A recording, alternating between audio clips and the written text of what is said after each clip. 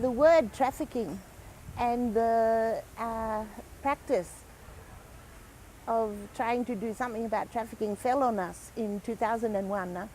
So for 16 years, sex workers in Thailand have been living and working on top of the idea of anti-trafficking, which people are calling now, I heard today in the meeting, people calling a modern form of slavery.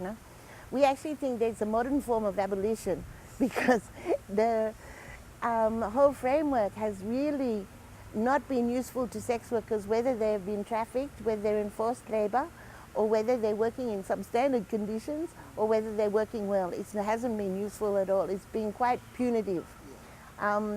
People have said that they focus on prevention, prosecution, and what's the third one? Protection. No, protection.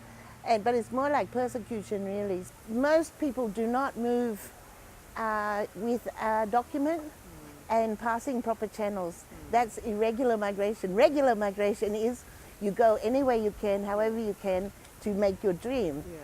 And nobody dreams backwards. So if your dream is interrupted by bad working conditions, or interrupted by trafficking, or interrupted by anti-trafficking, you still want to get out of that situation, find a better situation and keep going.